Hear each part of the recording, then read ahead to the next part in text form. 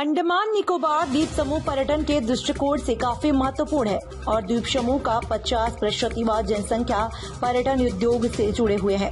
लेकिन कोविड-19 महामारी के कारण हुए लॉकडाउन की वजह से अंडमान निकोबार द्वीप समूह का पर्यटन उद्योग पूरी तरह चरमरा गई है। पर्यटन व्यवसाय से जुड़े हुए लोगों को हुए नुकसान के बारे में जानने के लिए हमने बात की पर्यटन उद्योग से जुड़े हुए अंडमान चैम्बर ऑफ कॉमर्स के पूर्व अध्यक्ष और अंडमान निकोबार टेरिटोरियल कांग्रेस कमेटी के पूर्व महासचिव श्री टीएस जी भास्कर जी से। उन्होंने हमें बताया कि किस तरह अंडमान निकोबार द्वीप समूह के पर्यटन उद्योग से जुड़े हुए लोग परेशान हैं। काम सभी बंद है। इससे जुड़े हुए काफी सारे लोग जिनमें cab driver, auto driver, tourist boat operator, Sippy से बने आभूषण बेचने वाले, होटल और रेस्टोरेंट वाले, धोबी, स्टूडियो वाले सभी बुरी तरह प्रभावित हुए हैं। अंडमान निकोबार प्रशासन को चाहिए कि पर्यटन उद्योग से जुड़े हुए लोगों से बात करके इस व्यवसाय को पुनः पटरी पर लाने के लिए प्लान तैयार करें और प्रभावित लोगों को आर्थिक मदद के लिए सरकार के पास अपना सुझाव भेजें। पर्यटन उद्योग से जुड़े लोगों को 100% वैक्सीन लगाएं और यह सुनिश्चित होने के बाद पर्यटन उद्योग को दोबारा शुरू किया जाए। बंदरगाह और एयरपोर्ट पर कोविड टेस्ट का इंतजाम किया जाए ताकि पर्यटन स्थल कोरोना से मुक्त हो सके। अंडमान निकोबार द्वीप समूह से पर्यटन उद्योग द्वारा कई करोड़ रुपयों की जीएसटी का भुगतान किया जा रहा है। उससे कुछ प्रतिशत इस उद्योग से जुड़े हुए लोगों के लिए आर्थिक मदद का पैकेज दिलवाया जाए। कई युवा बेरोजगार जिन्होंने बैंकों से लोन वगैरह लेकर टूरिस्ट के लिए गाड़ियां और बोट लिए हैं, जिनका ईएमआई और लोन माफ किया जाए ताकि बैंक के पैसे बांधने से परेशान होकर वो आत्महत्या न कर लें। श्री टीएस जी भास्कर जी ने द्वीप प्रशासन से अनुरोध किया है कि प्रशासन केंद्र सरकार से द्वीप समूह में पर्यटन उद्योग को फिर से सुचारू रूप से चलाने और इस व्यवसाय को दोबारा पटरी पर लाने में इन युवाओं के लिए आर्थिक सहायता पैकेज की मांग करें। इस कोरोना महामारी से अंडमान निकोबार का पर्यटन उद्योग किस तरह प्रभावित हुआ है? देखिए, नुकसान को अभी अंदाज बोल सकता है, लेकिन अभी नुकसान चल ही रहा है। देखिए, अभी तक 16 महीना हो गया है कि टूरिज्म इंडस्ट्री अंडमान में कंप्लीट बंद है। बीच में एक 2-3 महीना शुरू हुआ था, लेकिन दोबारा सेकेंड वेव का दौरान हम लोग का बंद करना पड़ा। सो वैसा देखा जाएगा तो टूरिज्म इंडस्ट्री अभी तक शुरू नहीं हुआ। ये 15-16 महीना में बहुत सारा इसमें नुकसान है। सो 16 महीना हो गया अभी तक हम लोग का बंद हो गया। इस महामारी से उबरने के लिए कितना समय लगेगा? देखिए, ये महामारी अभी तक खत्म नहीं हुआ।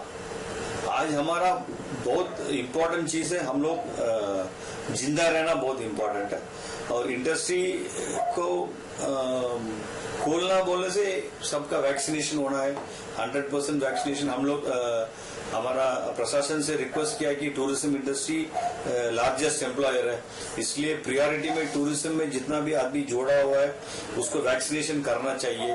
करने से क्या है कि टूरिस्ट जो आ रहा है उसको एक कॉन्फिडेंस होगा कि अंडमान के अंदर में वैक्सीनेशन अच्छा है और प्रोटेक्शन है। ये बहुत बड़ा टूरिज्म प्रमोशन एक एक्टिविटी है कि वैक्सीनेशन टूरिज्म इंडस्ट्री को करके और पब्लिसिटी देना कि टूरिज्म वाला कंप्लीटली वैक्सीनेटेड है। तो पर्यटन उद्योग से सरकार को लॉकडाउन के पहले कितना टैक्स पे किया जा रहा था? देखिए, हमारा इंडस्ट्री साल भर करीबन 1000 करोड़ का टर्नओवर करता है। अप्रोक्सीमेटली 1000 करोड़ का टर्नओवर करता है। एक 2500 होटल्स है, छोटा और बड़ा मिला के, और उससे जोड़ा हुआ है कि सी वॉक है, डाइविंग है, स्नॉर्कलिंग है, बोट है। बहुत करीबन साल में 1000 करोड़ का एक टर्नओवर इंडस्ट्री है। और उसमें आप ऑन एन एवरेज एक 12% ऐड करिए, सो अप्रोक्सीमेटली एक 150 करोड़ का हमारा टैक्स गवर्नमेंट को दिया रहा है। अंडमान निकोबार द्वीप समूह में पर्यटन उद्योग से कितने लोग जुड़े हुए हैं? देखिए, अप्रोक्सीमेटली अंडमान और निकोबार आइलैंड्स के अंदर में पर्यटन में डायरेक्टली और इनडायरेक्टली एक 45,000 आदमी, मतलब 45,000 आदमी जुड़ा हुआ है। उसमें आप बोट ड्राइवर ले लीजिए, बोट वाला ले लीजिए, टैक्सी ड्राइवर ले लीजिए, लोबी ले लीजिए, मतलब एंसिलरी इंडस्ट्रीज जैसा सप्लायर्स है, chicken suppliers, fish suppliers, vegetable vendors, सब मिला के एक 45,000 आदमी इसमें जुड़ा हुआ है। अंडमान के अनएम्प्लॉयड यूथ जो है काफी बैंकों से लोन लेकर गाड़ी और बोट वगैरह लेकर टूरिज्म पर्यटन से जुड़ा हुआ है। इनको इससे उबरने के लिए कितना समय लगेगा? देखिए, बहुत दुख का बात है कि आपको बोला 16 महीना तक कोई एक्टिविटी नहीं हुआ। जो आदमी अपना रोजगार पाने के लिए गाड़ी का लोन लिया, बोट का लोन लिया, छोटा छोटा टूरिज्म सेंटर्स के लिए लोन लिया, ये लोग सब बहुत नुकसान उठा रहा है। गवर्नमेंट ने कुछ इनिशिएटिव लिया है, कुछ हद तक इनिशिएटिव लिया है कि इन लोगों का लोन वेवर करने के लिए, लोन रिस्ट्रक्चर करने के लिए, लोन को इन लोगों को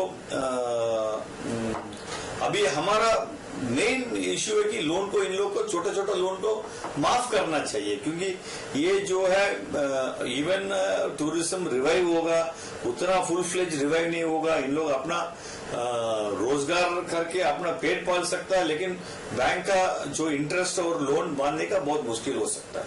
डोमेस्टिक और कमर्शियल होम स्टे और होटलर्स जो है ये कितना प्रभावित हुआ है इससे? देखिए, कंप्लीट तो इफेक्ट है। अंडमान का अंदर में जितना भी होम स्टेज है, जितना भी होटल्स है, जितना भी छोटा छोटा जो दुकानदार है, जो देखा जैसा सिप्पी का दुकान है, जैसा आर्टिफैक्ट्स का दुकान है, जो है सब अफेक्टेड है।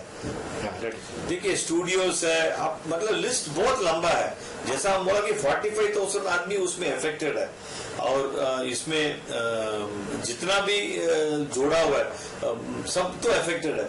ये अफेक्टेड का लिस्ट अभी हम लोग टेक्निकली नहीं किया है।